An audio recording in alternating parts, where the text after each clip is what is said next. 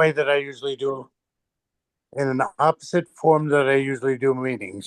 We're going to start with the end first. Okay. And with that, I want to introduce to you somebody who's with us tonight, a young lady named Bruchi. Bruchi, should give everybody a Hello, hand up so that they I'm know who you Rocky. are. Bruchi is a soldier in the IDF. She's a lone soldier in the IDF.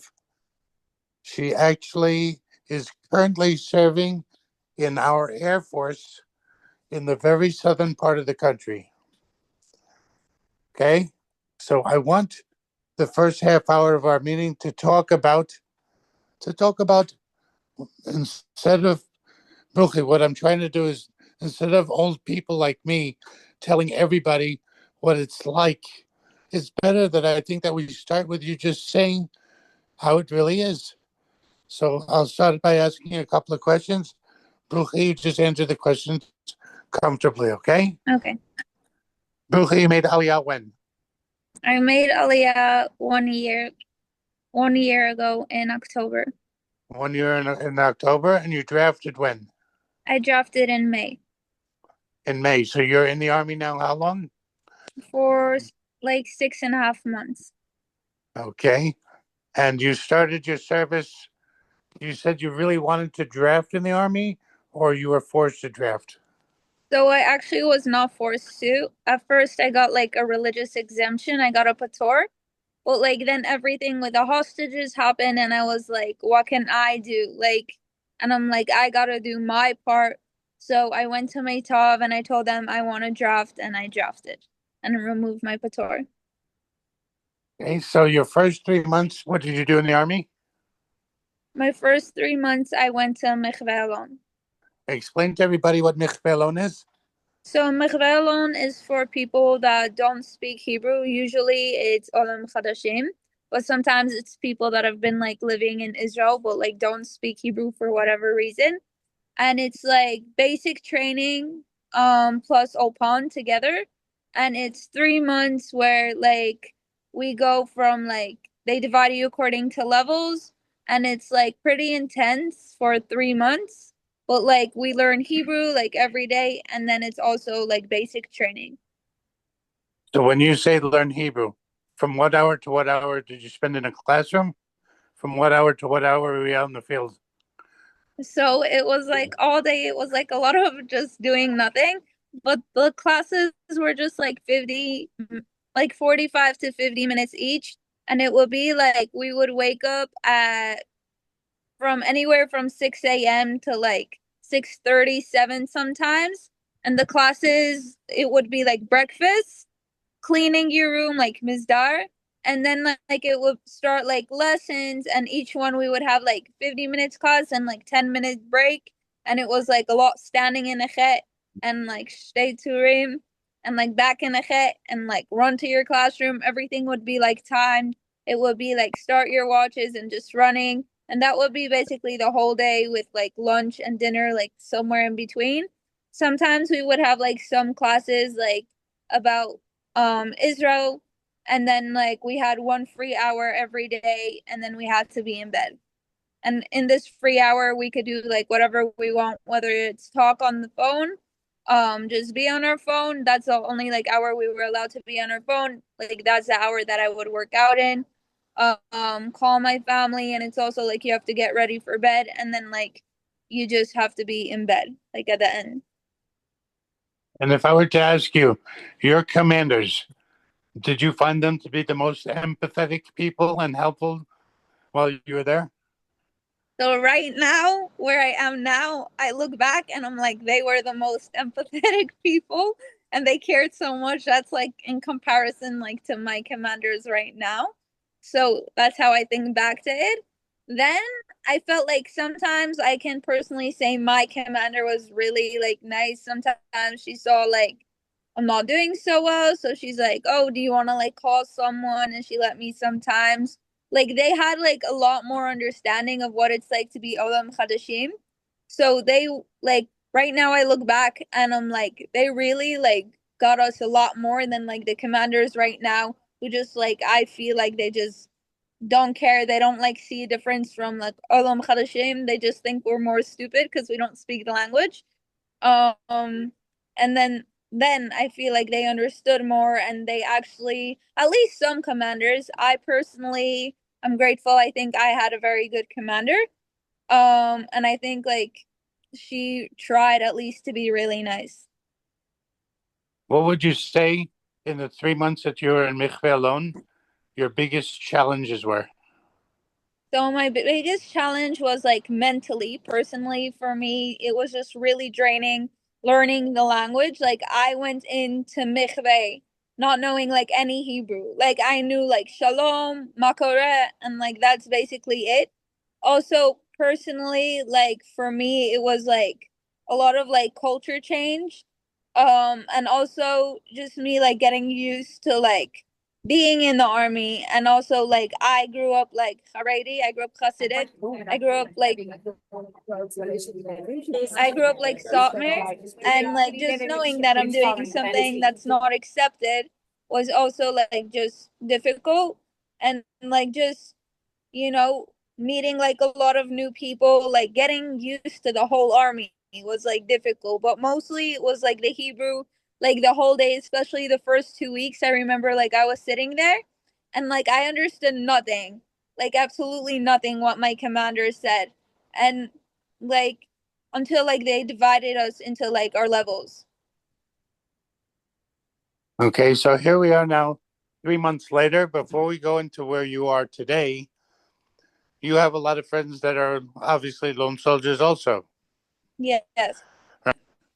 If you were to ask them today if they could turn the clock back and do this all again, knowing what they know now, would they draft again? Absolutely not. And why is that? Because everyone is just like the army just like doesn't care. um Besides like the people who are doing like a career where they could like do it after the army, and they're like, and then there's also, there is some people that do like the army, but like mostly the people that like the army from the Olam Khadishim are the people that are taking it into a career. Okay. So you don't think that they would want to, if they were to come to Israel tomorrow, that wouldn't stand in line to join the army? Absolutely not. Like at least Okay. most of my friends is just like we're like counting down the days, and yeah. And So, also I know some people from Mahal, and they're just like, some people are just like, we're so done, we're finishing and going back to America, and then that's it. so in the after the 3 months in Mikveh alone, which was your Hebrew course, at what point did they start talking to you about what units you will actually be serving in for your whole service? Okay, so I gotta say, people say that they speak about it in Mikveh alone. I found that they did not really speak about it much. My commanders didn't really speak about the different tafkidim. They had one day where some people came from like a few units to speak, but it's also very difficult if you still don't speak the language perfectly. Like you don't understand really what they're saying if they're speaking very fast. And then it's, they don't really speak much about different tafkidim. I got like, I did my research by speaking like to people like out of the army, reaching out to different like lone soldier centers or to my or different people. And then I got like, your commander comes and she gives you like, you get to choose one list, either like a combat list or like Jobnikim list, and she's like, you have to choose like 5 tafkidim that you want, and hopefully like you'll get one of it. And like not all like the tafkidim are on the list. So, And for like for example, me, when you looked at the list of jobs, what job did you want, and did you get it? I didn't want any of the jobs. I kept on telling my commander that I want to be a madagit, Explain to or everybody what that be is. a madagit is a fitness instructor in the army, or I wanted to be a madricha in Sarel. It's a madricha for Sarel, which is like a program for people who come to volunteer. And you got that. No. So how did then So they no, decide where you're but going? actually, Mechve, I kept on like pushing for it, and I got so the day of the tekis, my commander said like, "Oh, you just need to wait. You gotta speak to Katsin Miyun again." So I waited a week, and then I spoke to Katsin Miyun. He said he really wants to help me because like I kept on pushing for it, and he said I could go like to the Miyun at Wingate. So what happened over there was it's like a beep test, which is like running from line to line, and you have to like keep on running back, and you need a certain amount of time to pass. Now you needed 5 minutes 15 seconds. They already like said 5 minutes, and I don't know what happened, what I did, but I didn't pass. But like I was not okay that I didn't pass because this means so much to me. So I went to the head of the Miyun and I was like practically crying, and I'm like, listen, I chose to join the army. I'm a lone soldier. This is going everything like against everything I grew up on. This is something I'm really passionate about, and like I know I can do this. I will give it all my effort. Now he said he will pass me, and he will try to help me get the tough kid. Now I went home and I actually called my commander and I told her what happened, and I'm like, I hope they're not lying and about this because I just really want this. And she's like, Afpam, like we don't lie. Nobody in the army lies. So I waited like anxiously at home for 3 weeks. And then after 3 weeks, the Katsinian calls me and he's like, you cannot get the job. And I'm like, why? He's like, you never pass. So I waited at home for like just anxiously for like absolutely no reason. Plus, they lied to me. Plus, now I needed like to get a tough gate. So what happened was like he sent me to the Katin Miyun from Chalaver, and then I went Wait, the you have next to day. remember that not everybody understands your words in Hebrew. What's a tafkid and what's chalavim? Oh, okay. So the I still had to get a job, which is a tough gate, and Chalaver is the Air Force. So I went to the Katin Miyun, the sorting officer from the Air Force, the next day, and she gave me like basically three options. One is to do a job that's just guarding, one to work in the kitchen, or to be a firefighter. Now I chose to be a firefighter. So I had to go the next day to the new base.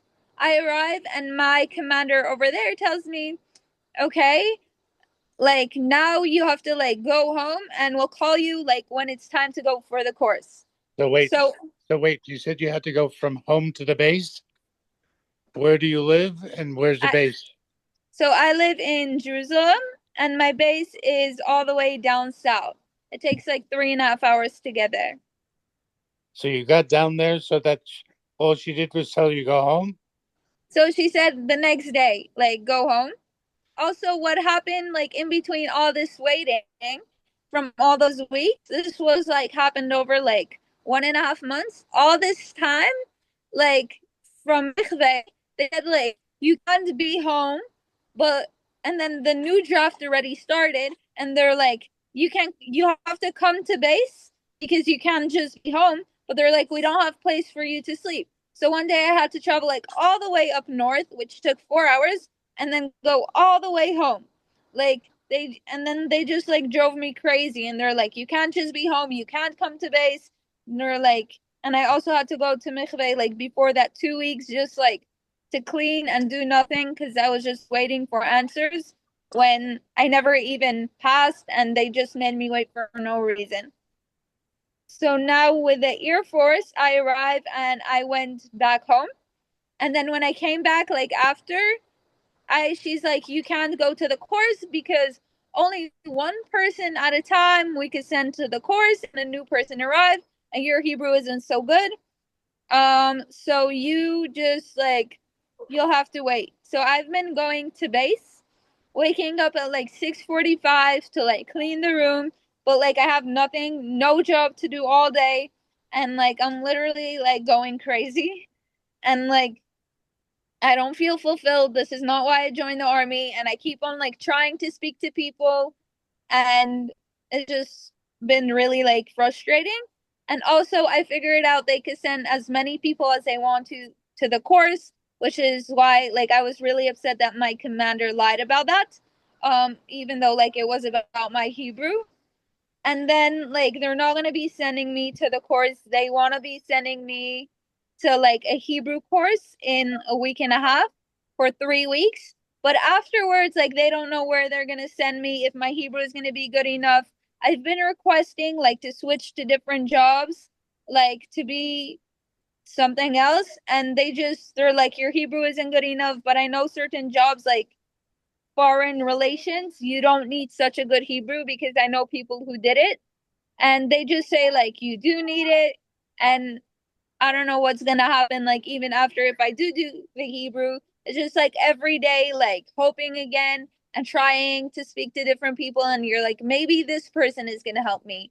And then you just like, you keep on speaking, but then like every day, and then my motivation has gone like all the way down, because every day like I try again. I tried so hard in Mikveh. I gave it like my absolute all every single day. And like I chose to do this, and because like I want to contribute to the country, but I'm like, I feel like I'm not doing anything, and at this point like I'm pretty much like burnt out. So if you had the chance to do something right now, what would you do? If I would be given the opportunity, I would like ask to go to like the fitness instructor course, because it's something I really love. And if they gave you the option just to be done with the army, would you leave? Would you I, leave? I would rather choose that, yes. Okay. Now, Brookie, you have to understand that everybody that's here in this group are all mental health specialists. Their job is to help young people, old people also, be okay mentally. Yes, but one thing I can say is like for me as a person, like I keep on like trying, and like I at this point you come to the point where it's like you don't want to speak to anyone anymore. You don't want to tell them like what's going on anymore, because you're like, there's just no point. You want someone like to do something. Like I don't want to speak to my. They're like, you can speak to the Mashakitash, you can speak to the Kaban, you can speak to the Mashakativrit, you can speak to your commander, and they're all like, we understand you, we feel you. I don't want like, I don't need anyone to tell me that. I need someone like to do something. I want to feel fulfilled. Like I try like studying stuff on my phone. I take books along to base, but it's so many hours every day, and like I speak to people, but like it's just, I feel like it's just a waste of my time, and I cannot contribute anything if they don't give me a tough kid. And how is that helping your mental health? What? How do you mentally feel at the end of the day with all this frustration? So usually every day, if I usually wake up, I'm okay, and then in middle of the day, it's just like usually a lot of the time I'm just like crying, and I'm like, I'm not doing this anymore. I usually called people, or like I just lay down for a bit. I keep on like, where I am stationed in my base, it's a very big base. And the firefighters are like in one place, and we can't really go anywhere because we have to like cross the runway. So I just go, I walk around in circles just like to keep on moving. So I shouldn't be sitting all day. And then I work out every day, but it's only, the gym is open from 6 to 8. And usually like after that I feel a bit better, because like I just did something and I feel like better. I feel like more accomplished, like I did something. But usually like throughout the day I'm just like totally done. I already wrote like whole lists of like pros and cons of the army, and I just like have way too much time to think. And like it's just, having too much time is like not a good thing. Like I think that keeping busy is good, and like doing something that like helps me feel fulfilled. Like I speak to like people every single day for like a lot of hours, like either on the phone or on my base. But it's not, I don't feel like I'm doing something, and I'm like, it's just a waste of my time, and I could like be home. It's not like I'm making so much money from the army. I could be home. I could get a job. And like I personally know, like I there's jobs where I could start working tomorrow. And I'm like, I'm just here on this base doing like absolutely nothing. I'm costing the army money, and this is, I want to contribute. Like this is all why I joined. and my community doesn't support it, um, like it's just like very difficult, like just being there, not feeling fulfilled. Right. So if you could suggest to anybody that's sitting here with us in the room tonight, if you thought there would be anything they could do to be helpful to lone soldiers like yourself, what would you say they should do? I would say like try having connections in the army and like actually doing something. Like some people, it's always very important for people to have someone to speak to. So like having therapists, some people like where people can come and like speak to is all very important. But like I could only speak for my situation, and in my situation, it's like I don't want that. I need someone to do something because once you're already doing a tough gig and like whatever, and like once I feel fulfilled, and then there's like stuff on top of that, it's always good to have people to speak to. But for situations like me where I'm not doing anything, I need someone that can do something to like give me some job. Like even right now when they ask me to do the dishes, I'm not upset. Like I'm happy about it because I'm actually contributing something. It's like for those 30 minutes that I wash the dishes, like I'm doing something. It's not like I'm just sitting all day like or doing stuff. I need like if I could suggest something, it's just like no having some sort of connection where like giving people stuff where they feel like fulfilled, have them do certain tasks, and like after that, like if people like need someone to speak to, that's always like very important, like to feel supported, to know like you can always call someone. For example, I call Mike a lot of the time, and that's like very, very helpful. But it's just like at the same time right now I'm just like I'm based not doing anything. And right now I just need someone that can like do something. So I've been like calling my Shelly show, but she's not been very helpful. So yeah. Right. So now we're gonna let Brookie go because she has things to do this evening. This is the opportunity. If anybody in the group would like to ask her a question, please take the time to ask her now.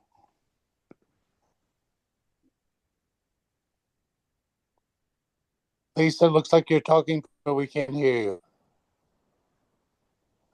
You need to unmute yourself, Lisa. See if I can do it for you.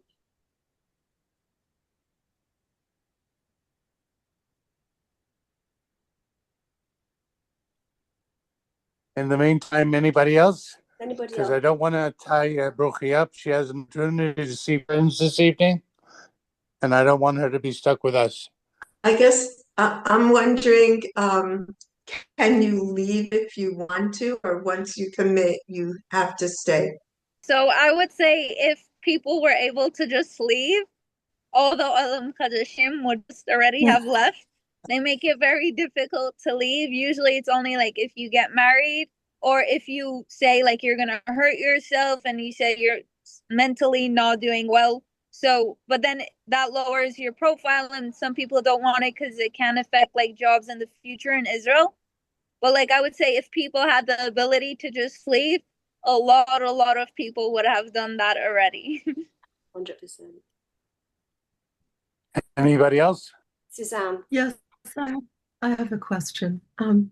Thank you so much, Rachi, for sharing all of this. It's very touching.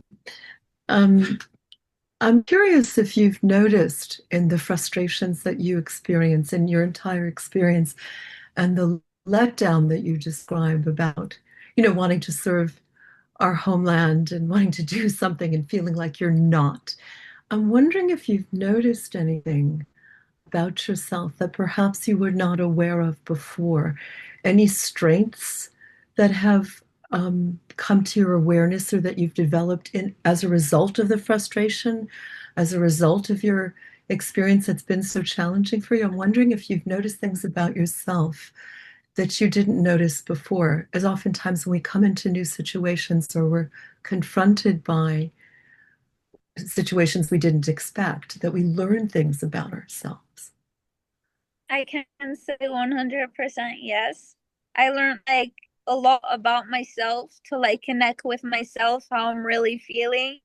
And like to figure out, like I learned how to like figure out where my frustrations are coming from, why I'm frustrated, what I'm like feeling. I also learned like I actually feel like I gained a lot of confidence in the army because I realized if I'm not gonna say anything, nothing is gonna happen. And if I'm not gonna do something to make a change, there's gonna be no change. And I learned like how powerful like I am, and like I learned that I need to keep on fighting, and that at the end of the day, like you're there for yourself and you gotta do something. And like I just learned like really like a lot about myself, who I am like as a person, like in the army with new people. And like I learned personally, for me all my life I thought that I cannot learn a new language, but I learned it is possible. I learned like to overcome like a lot of my uncomfortabilities, and like I find like it's really amazing. Well done, Kol hakavod. That's wonderful. Kol hakavod. Thank you so much for sharing that. Anybody else have a question for Brookie? When you talked a few moments ago about having somebody to talk to, you know, for the soldiers to have someone to talk to, not necessarily therapy, but just to have a conversation. Obviously, it's not so easy for therapists to come in to the bases. It can be very restrictive. We run a 24/7 support line in which we advertise lone soldiers can definitely call. And that is a conversation. That is somebody that's at the end of a phone 24/7 that is there to support that person through whatever they want to talk about. And it might be just having a moan. It might be just being angry. It might be frustration. It might be anything that you want to pick up. Is that helpful to people? I mean, because I would, so I can only speak for myself. yeah, But I would think that yes. Personally, for me, I like knowing who I'm speaking to. yeah, But like, but like I can say some people, I would think like it's just like important knowing you can always like call someone. Sometimes like you just like need to cry to someone. And like if you hear people calling, there's a reason why they're calling. And like it's important just like to know there's someone there at the end of the day. well, that's what we're offering. How can we help? How can we get our message out to the lone soldiers? I mean, how can we do that? Because that's something we seem to struggle with. We advertise all over the place, but yet we don't get to the heart of where we need to be. So how can we do that? Have you got any ideas for us? So if I were to think, it's like maybe like coming down to like the bases and explaining what you guys are doing, Okay. like to Mikve alone. Yeah. Mike? Yeah, I agree. We all know that this is true, Brookie. Question It's is, like, who do you think we would speak to at Michvelon that would say, yes, come a bunch of therapists and tell us, because the army's going to be so terrible, how we can help you be okay? so maybe like speak like to the heads or like the memes. Uh, If I think like they have the ability to bring in like people, because I know like they bring in people, like we had people from Nefesh B'Nefesh come. And maybe yeah, you guys, if it's like difficult to come on your own, you can like come as like part of Nefesh B'Nefesh or part of someone else, and just then explain what you guys do. right. As of right now, Brookie, when you went into the army, did they give you a piece of paper that says, if you have any problems, here are the different organizations you can call for different things? So I don't really remember, but I do remember them like sometimes saying this number is important, this number is important, or whatever. But like it's also important, I think, to explain at least stuff in people's languages, because especially at the beginning when they come and explain, it's if they're explaining it in Hebrew and they're saying this is the stuff you could do, like and you don't really speak Hebrew, you don't really get what's going on. Yeah, So yeah. Okay. amazing. Thank you, Bruchi. You're an amazing All young right. woman who may have not found a tough kid in the army, but it's certainly made you into a strong, powerful young woman, which is something that you will carry with you for the rest of your life. So thank you for sharing. Thank you. Which I she was appreciate that. already. Yeah, I know Brooklyn now from the beginning of her service. I know. First of all, without being biased, she's an amazing human being. I can see. I love this girl with all my heart because she has the dynamic of not giving up. She will not give up. And that's what I'm so proud of her for continuing to do. Thank Yossi, you. are you wanting to ask something? Or you're just putting a thumbs up saying you agree? All right, Bertie. So you Okay. earned your dinner for tonight. All right. Thank you so much, you guys. And I just want to say, like, having kind people, like people like Mike, I can say for myself, like, I would not have come this far in the army without people, without Mike, without people like him. Just like meeting kind people. Like, sometimes I just like want to cry and I'm like, oh my God, someone is like actually nice. And like, because a lot of times, like, people in the army are not so nice, or like they make fun of your Hebrew. And it's just like meeting nice people is just like really like makes a change. And I can say for myself, I appreciate it. And like, it just like makes a huge difference. So thank you to you guys. We You're need to not getting rid of me. You're not getting rid of me anytime soon, Brookie. we need All to right. make Rocky, we need to make a clone of this man. We need a clone of him, All yeah? right. He's a powerhouse. Yes, He's a complete powerhouse. I agree. Thank All you, right. Rocky. I'm All right, gonna Brookie, go. go Have a make great trouble. night. Thank you. Thank you very much for Thank you helping us, for your Brookie. All right. time. Bye. Bye. Bye. Okay, so we started with the end. Now we'll start from the beginning. There are 7,200 lone soldiers in the Israeli army. 7,200. Now imagine you just spoke to one of them. And we did not talk anything about the war of the past 3 years.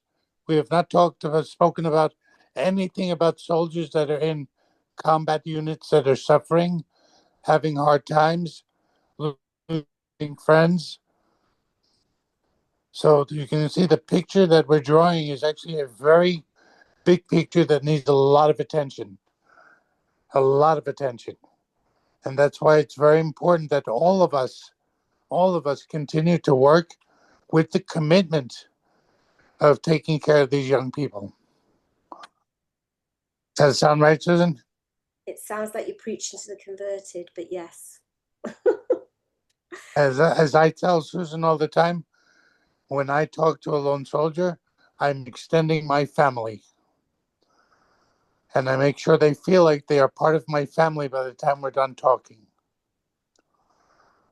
Okay, so now we talked about 7,200 soldiers that are lone soldiers. 48% of those lone soldiers are Israeli lone soldiers, which means they are born and raised in Israel to Israeli families who have decided to cast them off, to let them go. Either they can't afford to maintain them. In our modern day, right now, we have a very large number of young men and women that decide they want to go to the army, and their parents, coming from a more religious background, tell them if that's the case, then leave. Leave the house and go away. So they end up having no one beside themselves. And then they become lone soldiers themselves under duress, not by choice. Right? The other 42%, 46% are lone soldiers are people that come from different parts of the world. So the number of soldiers that come from outside of Israel are from, somebody tell me. America, Canada, Australia, the UK. I would say America's perhaps. Absolutely wrong. Russia? The number one place that our lone soldiers come from right now are from Russian-speaking countries. Yeah, Russia. Okay, that's a number one. After Russia,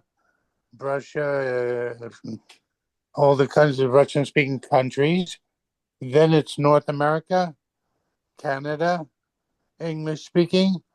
Then we go to smaller locations like France, Mexico, Spain, and the such.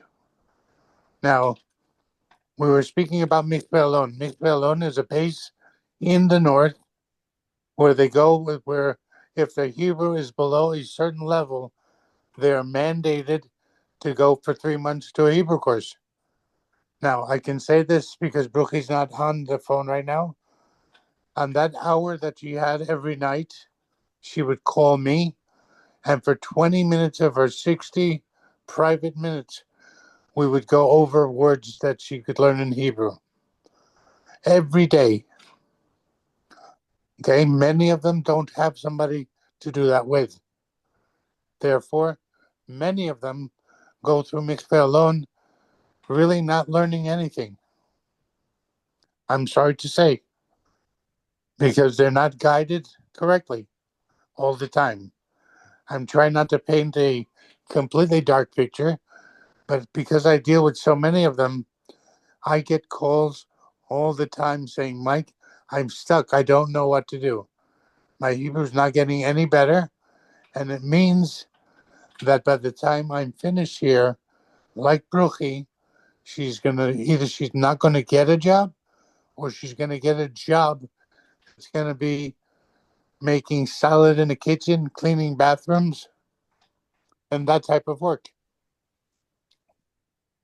Not saying that it's not important, but I can't think of anybody off the top of my head that decided to come from the other side of the world so they can make salad for somebody. Okay, so that's where our lone soldiers come from, and those are the more or less numbers.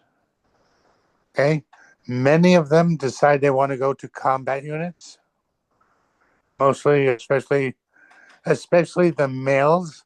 However, I have to tell you, over the past 2 years, 3 years, many more females are now joining combat units also. And I'm telling you, they're doing an amazing job. A simply amazing job.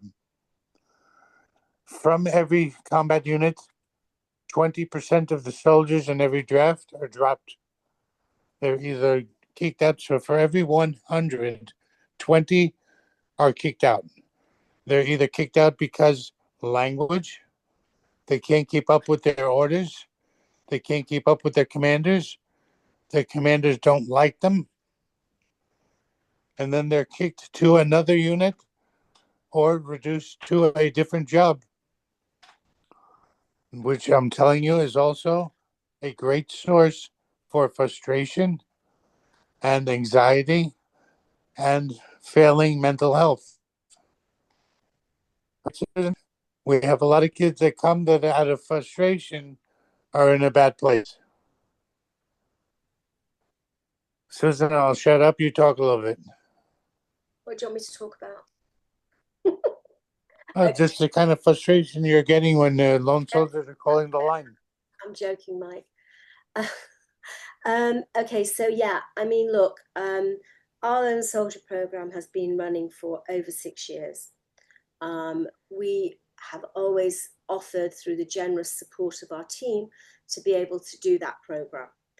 I'm constantly searching for funding to be able to back that up so we can actually give some compensation to our therapists for working with lone soldiers. But I know a lot of people just feel that it's their way of saying thank you and want to pay back time to the soldiers for doing exactly what they've been doing, especially over the last 2 years.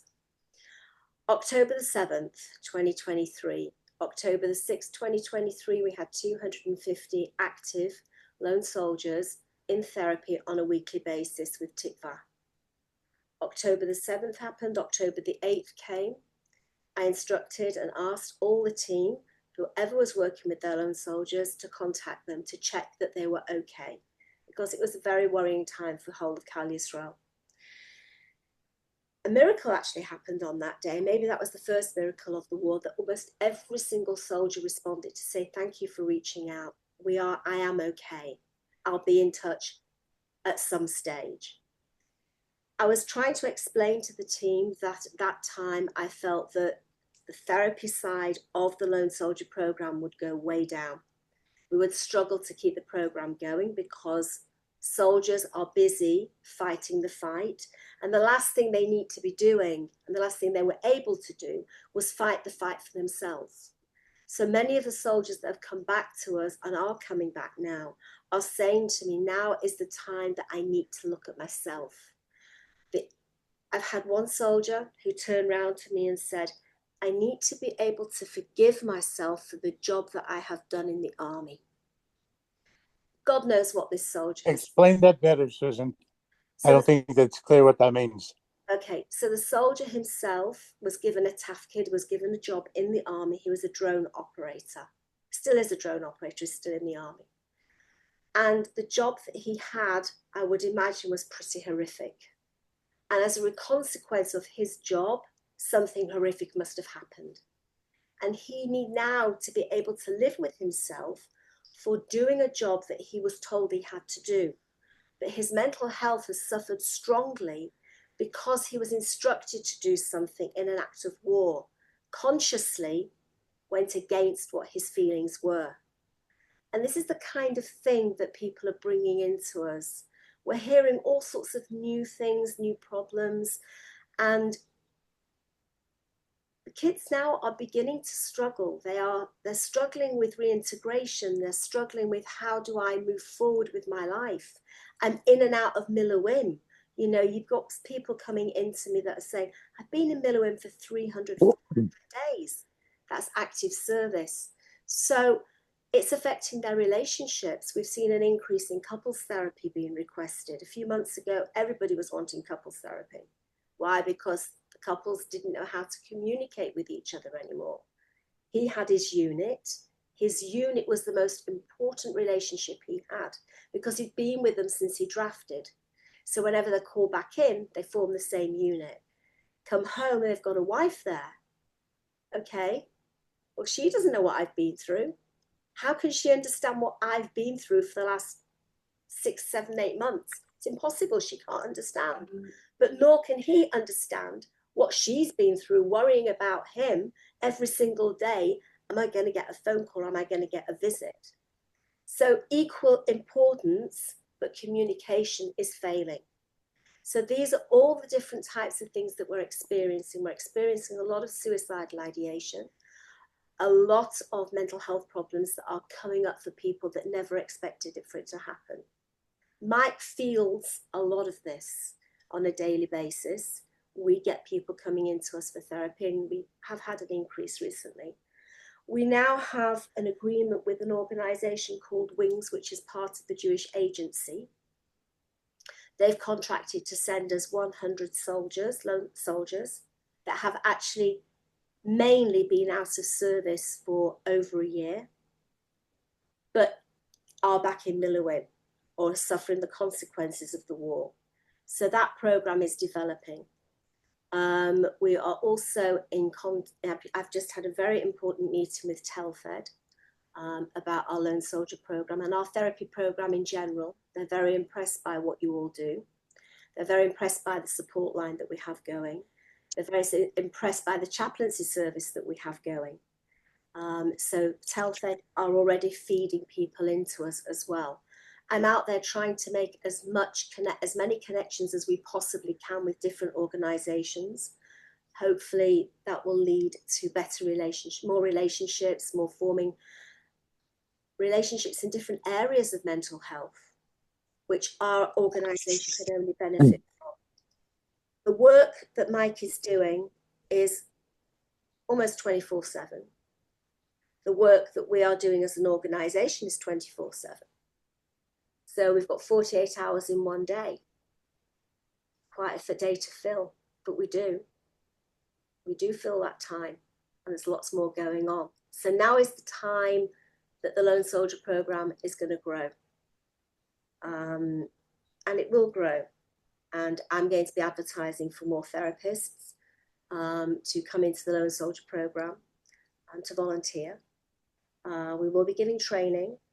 I'm going to be sending out a form at the tonight, hopefully, if in the groups, because I know a number of you volunteered to work with Lone Soldiers. So I'm going to send the form out. Just fill the form in if you're interested, and then that will come into a new spreadsheet for me. So I'll have everybody in one place, which will make my life a lot easier, and also everybody else's lives a lot easier.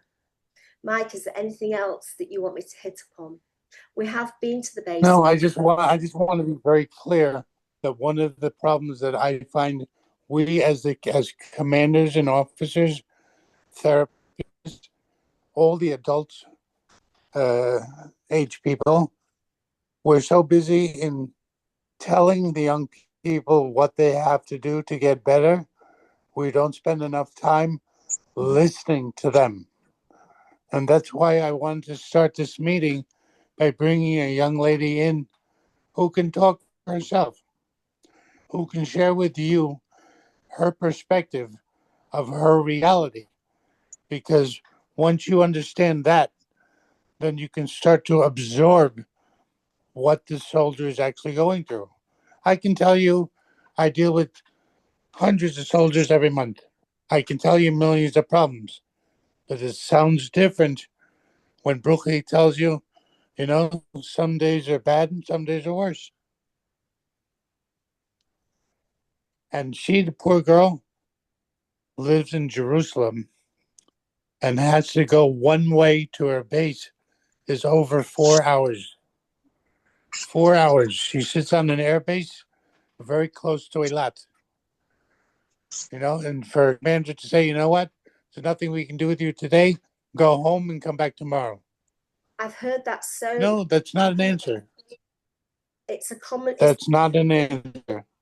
It's becoming a common problem, though, Mike. I'm hearing a lot from the Yeah, soldiers. you're right. It's ridiculous that they travel all the way down to their base to report for duty, only to be sent back home again. And transportation's not easy, especially on a hot day as well. So they really are not being treated in the best possible way. And you know, that's why we're here, right? We're here to help them through that journey. Mike and I have tried. We've been to the meetings with on the bases.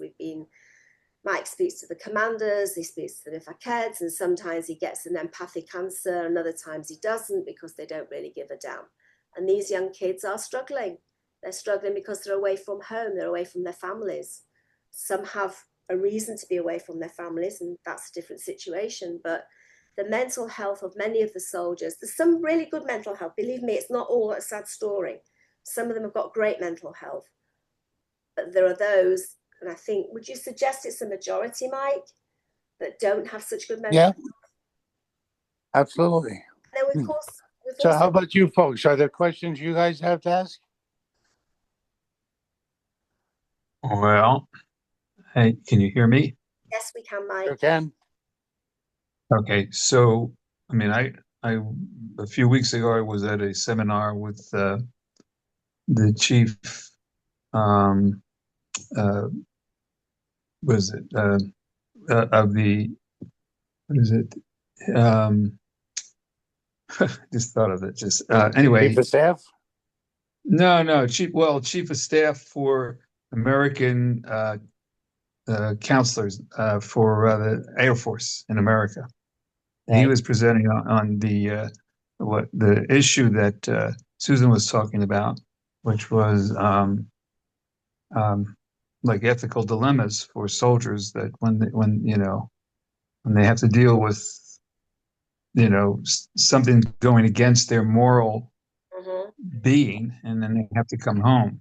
And I wanted to present this to our group because he's a great guy. He's a chaplain for the head chaplain. He's a lieutenant colonel, and he trains 500 chaplains every year.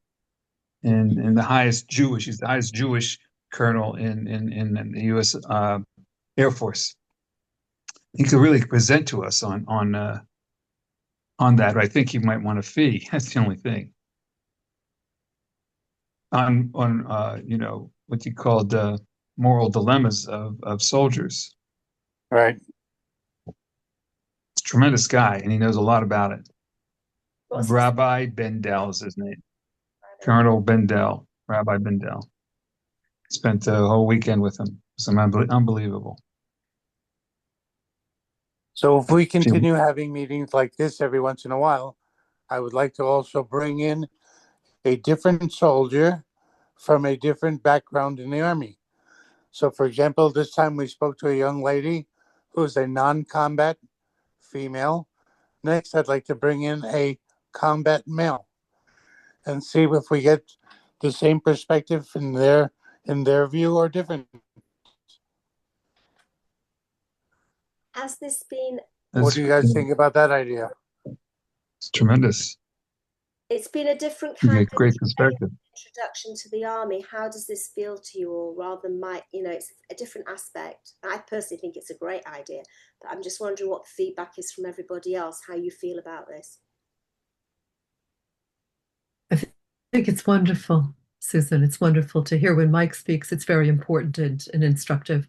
But I think when we hear it firsthand with all the emotions that are coming forth from the person, I think it's really, really valuable. Right. And I work with lone soldiers, so I can relate to a lot of what she's saying. But for those of us who don't, also, I think it's important. Good. Okay. You know, we had a perfectly comfortable conversation with Bruchi. I can tell you on the average, although I speak to her, I would say at least 5 times a week, all different days. 3 of those times, the conversation starts with her crying. I guess I'm really wondering how, as mental health professionals, we could help someone like her or people who have that kind of frustration, because it sounds to me like the frustration is it's real. It's based on something like that we can't do anything about. And like, as much as we could help her like find her voice and things like that, at the end of the day, we can't really change that sense of frustration except to validate it. But other than that, what else can we do? That's a great question, because part of what Susan and I tried to do and continue to do is to get on bases, speak to commanders, and say, wait a minute, guys, we have to change how you're doing these things because you're hurting the soldiers' minds. We need to have a bit of a staff meeting, I think, Mike. Yossi's got his hand up. Yossi? Can you hear me okay? I'm in a public place. Yeah. Can you hear me okay? Yeah, we can hear you fine, Yossi. Okay, great. Just a thought really that native people, they're thinking about the Army from a young age. And they're finding out and they're talking with their friends about units and this and that and processes. At least from age 16, they're having serious discussions about this. And then lots of them go to Mechina for a year also. And then you have those soldiers who are coming in and like Brookie said, like you were saying, like 3 months of a Hebrew course, 3 months is nothing.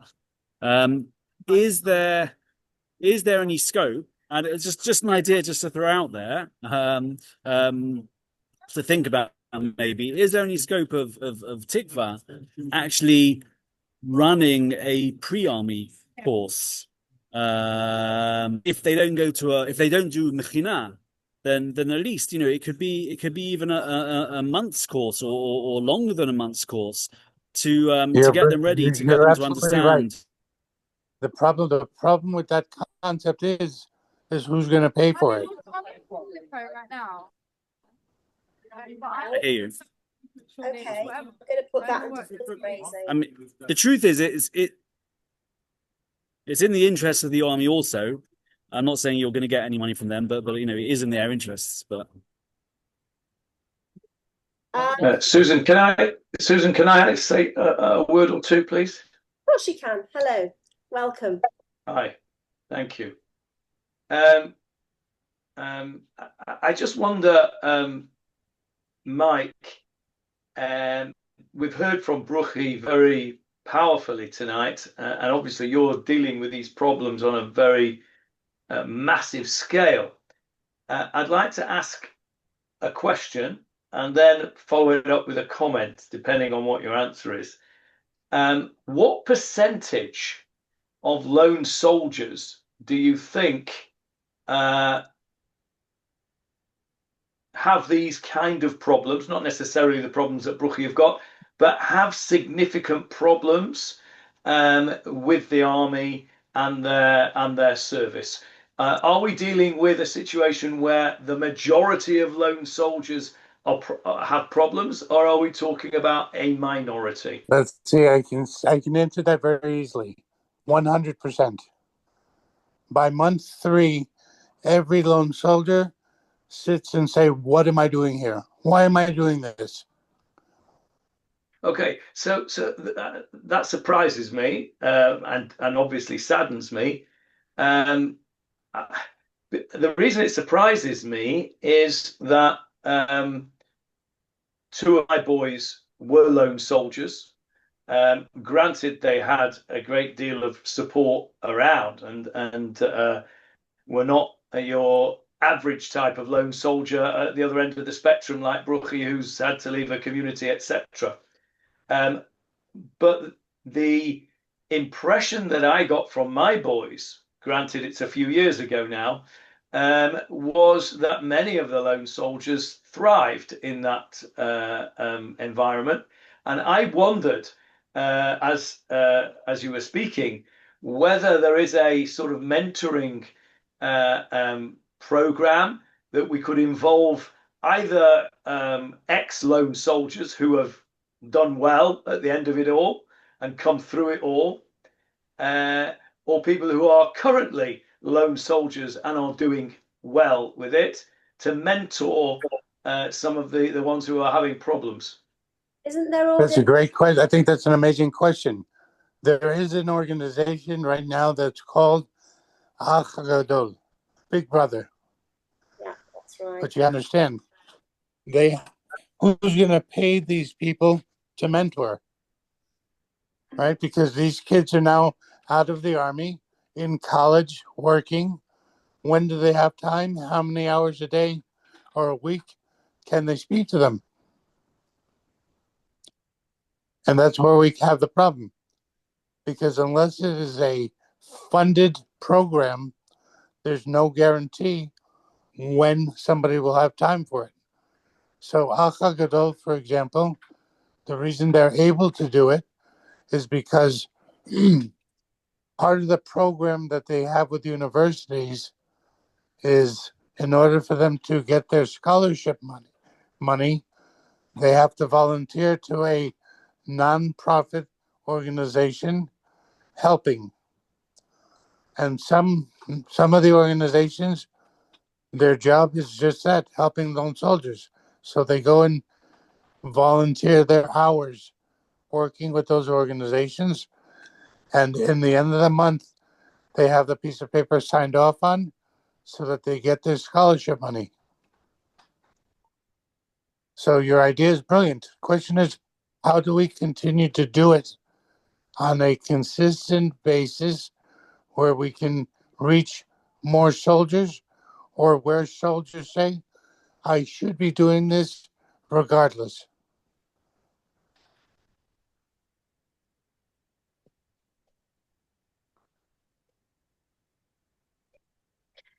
I'd just like to add, though, that Jonathan is correct. There are quite a lot of soldiers that do, lone soldiers that do come here, that do have a really positive experience. We see the opposite side of those positive experiences in here, which feel overwhelming sometimes. Right. Soldiers who have had a really negative experience. And those are the experiences you don't hear about. It's not kind of put out there. You don't hear about it that often in the public domain. But it comes amplified when you're working with the soldiers in the way that we do, unfortunately. but there are plenty that do have a very good positive experience. Yeah, but then like Bruchi, I was speaking but you know the saying, one person has a good experience, they tell 2 other people. Correct. One person has a bad experience, they tell 15 other people. And I was speaking to somebody today who said that, you know, once their service is over, they never want to step foot back in Israel. It's been such a horrendous experience. And that's something it's not unusual to hear, which is heartbreaking, because obviously the hope is that they've come to Israel to fight for Israel and they would stay here and be a member of society. But actually it pushes them away sometimes from the way they've been treated by the IDF, which is heartbreaking to hear. So we're kind of self-detonating, I suppose, in a way. Any more comments, questions from anybody? I somehow I don't know how to turn my camera back on because I'm on my phone. This is Eleanor Robin. I think that none of us here are getting paid, and we're all here volunteering. And I think that many people would volunteer to be a mentor. I see it here in the town where I live. There are various different kinds of mentorship programs where people volunteer to mentor and don't get paid. So I don't think everybody needs to get paid for everything. Some people will do things just out of the goodness of their hearts. Really? And being in the army is difficult, no matter what army you're in. If somebody, I don't remember what, it might be on Netflix. There's a new show called Boots. It's a series about a young man who ends up in the U.S. Marines. And it just shows the difficulty of Army life. Army life is difficult, no matter where you are in the world. And of course, I wish that what Bruchi said, all of it was just her perception.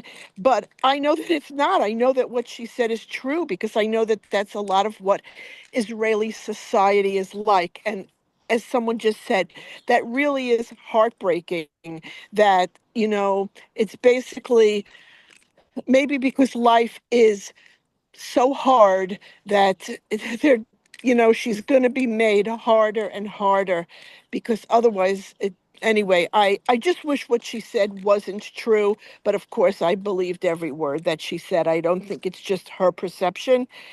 You know, I wish somebody had told her, listen, you don't speak Hebrew, they're going to let you wash dishes, they're going to let you make salad, they're going to let you clean toilets, they're going to let you be a support person until the day comes when your Hebrew is good enough for you to do the kind of jobs that you want to do. But no one told her that. So, and she was too young and from a different culture to really know that that was the reality. If she had had Israeli parents, they would have told her that.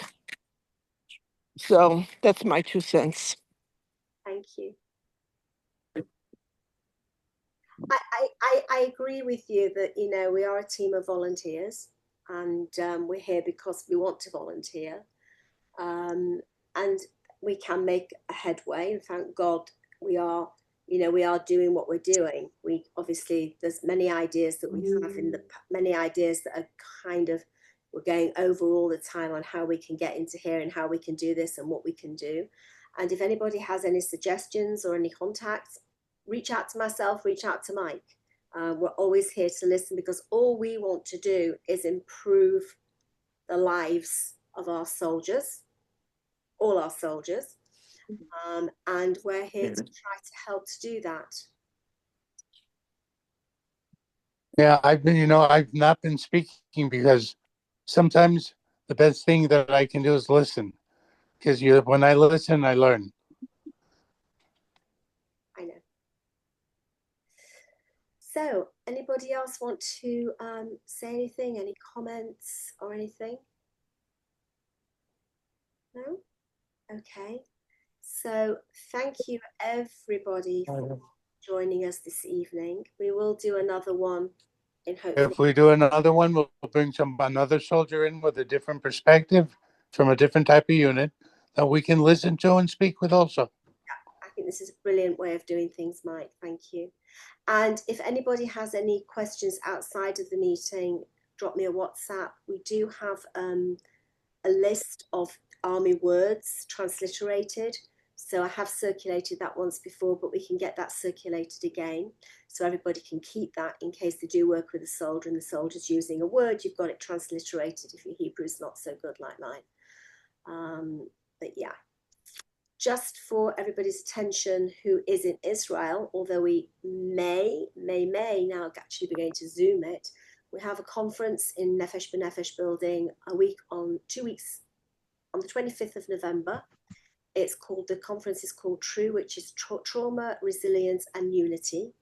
And it's a two-part conference. The daytime is for professionals and the evening time is a very, very well-packed evening of speakers, which is open to the general public as well.